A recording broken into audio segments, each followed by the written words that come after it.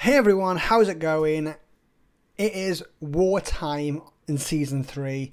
I've got so much to update you on. It's awesome. Before I get into it though, thank you so much for 1k. We're going to hit 1k subs from this video, I'm sure of it, because everyone who's not subscribed already is going to hit subscribe like right now. So thank you for that. But let us know how we should celebrate. Should we do like a big chest opening video? Shall we do some like giveaways for like Google Play vouchers? Whatever it is, let me know what you think we should do to celebrate in the comment section below, because you're all awesome and I love you for it. So thank you. So jumping into this, I want to say first of all, before I get into it, I wanted to mention a point that I've enjoyed myself the last 5 days more than the most apart from the first week in the season. Okay, really enjoyed myself. Main reason for it is I felt it's fair. Okay, I felt like I'm enjoying myself because it's just a bit of tug and war. Even like the fights versus us was boring when it was 6v2. The week of fighting Rowan 6 versus 2 also boring. I barely had any fights at all. I was doing some battle testing instead. Not enjoyable. It's not fair. It's bullying. Hated it. I've actually enjoyed myself, so honestly, really good. All of this is positive, and I'm happy in this video because of the fun I'm having. I've had fun for a week. I've actually been pulled away from my evil ult.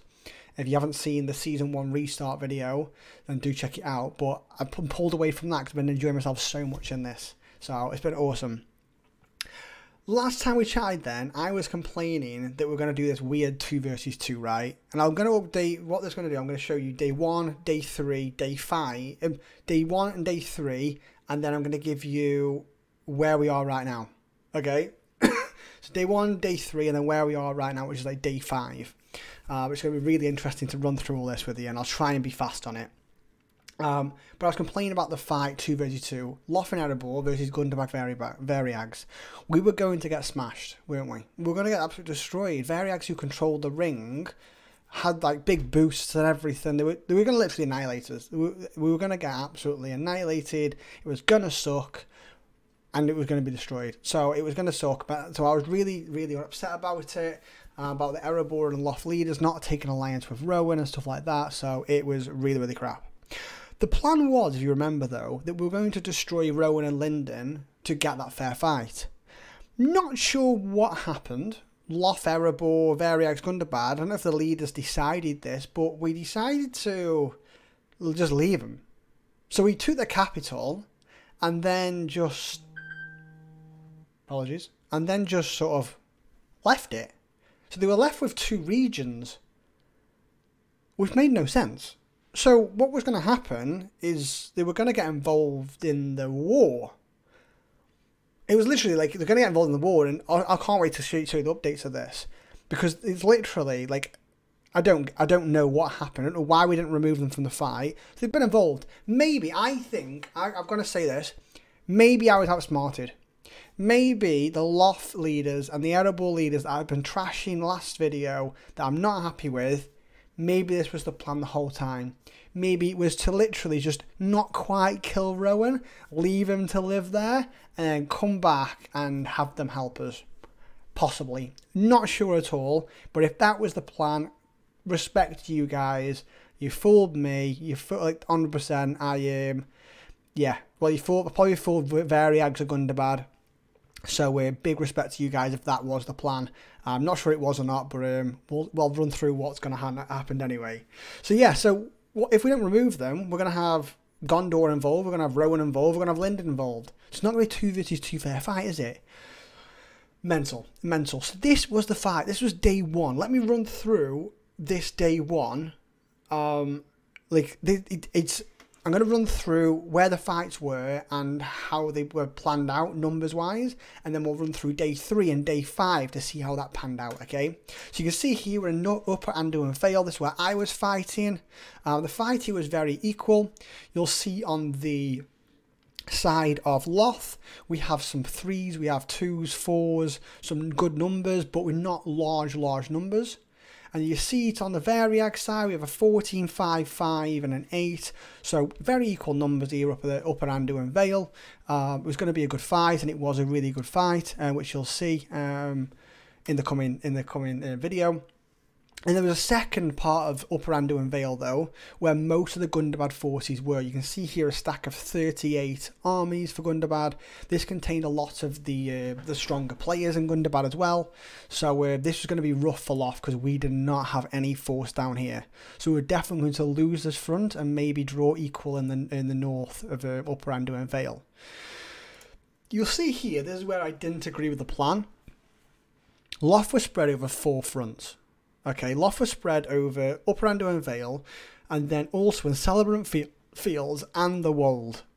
And what this meant is we were outnumbered on a lot of these, and Orca had some really good numbers on this. They ended up getting to about 70 armies on that on that 14 tile, which was really good. They threw everything at it, but I think it was full of empties as well, more of a scare tactic. And then there was the Wold was the main fight, where I think most players were wanting to fight. And you can see numbers wise, Farm were here, majority, but again the numbers are small.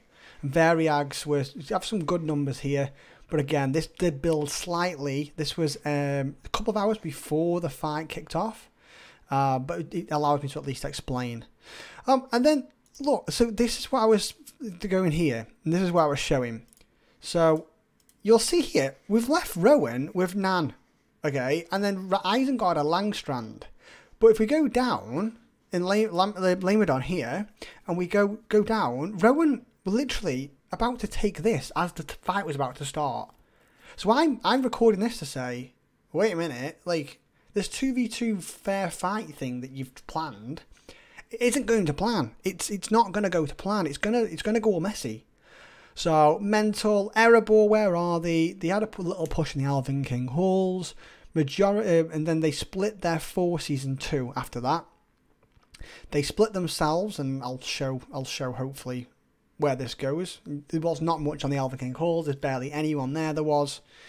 And I don't show it on this video because I couldn't find them at that point actually. If we go up to here where they are, they're actually down here in Salduin Vale. That was a majority of the Erebor forces. The other thing Erebor did, they pushed from Misty Mountains into Southern Anduin Vale, which they did take on the first in the first day, which was a nice push because they did need something to secure them next to the ring, either Central Mirkwood or Southern Anduin Vale. So that was the start. That's where we are. That's where everyone started in our fight. Okay, we then went on to day. I'm going to go show day 3. No, let's do day 2. We do day 2. Go back. Right, you can see Erebor took Southern Anduin Vale, which was ace.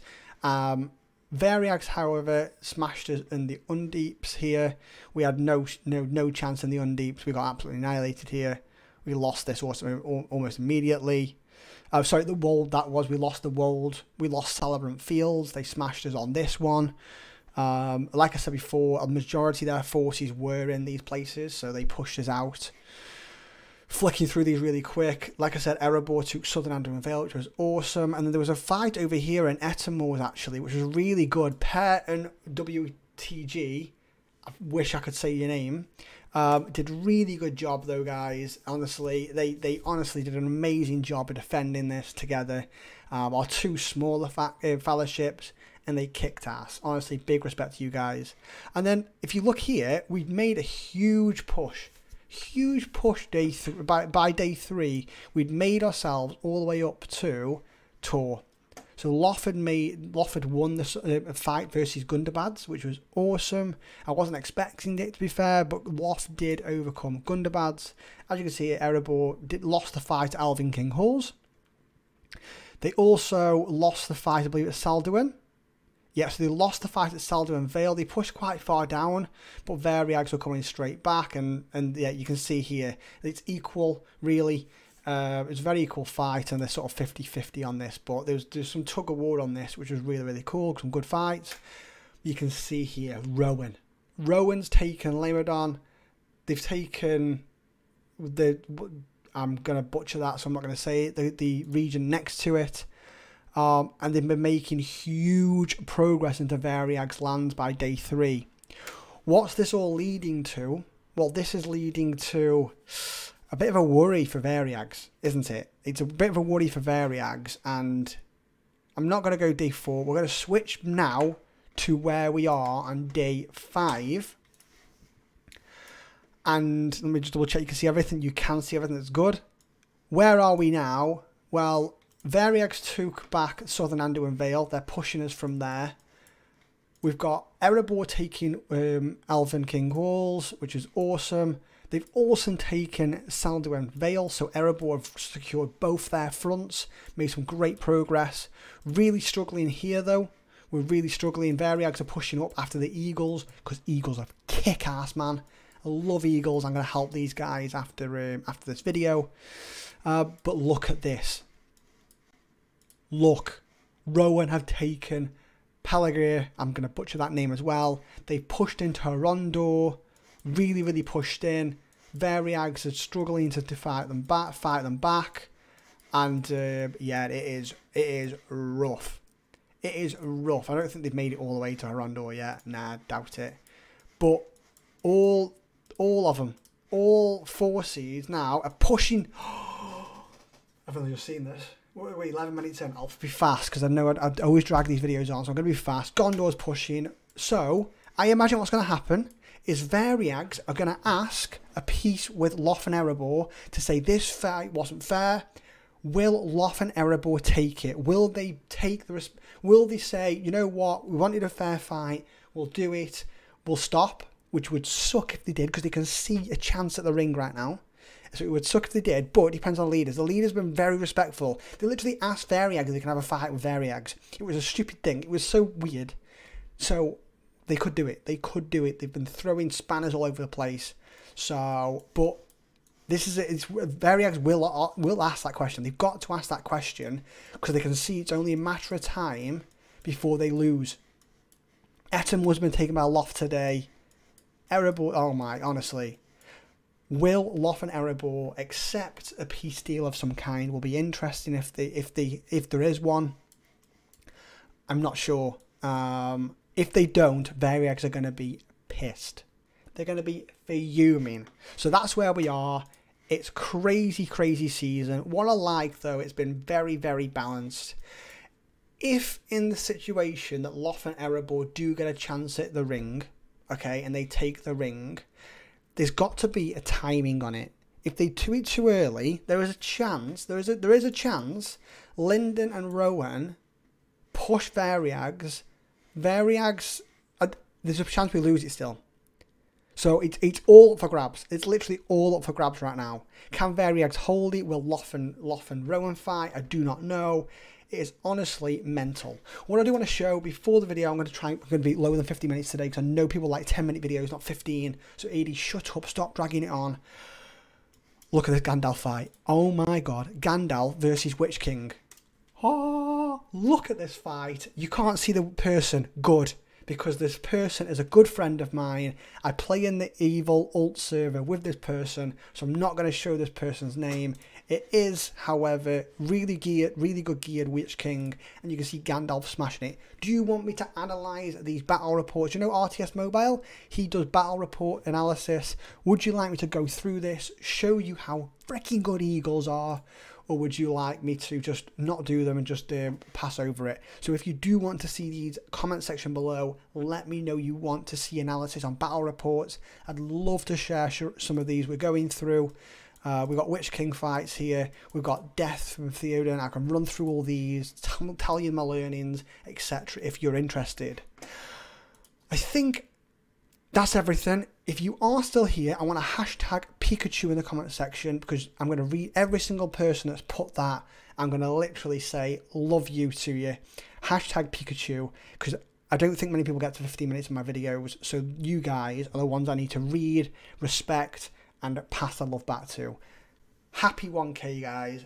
Love you all. I shall see you in the next video, which will be about Eagles, I think. I think it's going to be about Eagles, about how freaking good they are. So see you soon. Laters.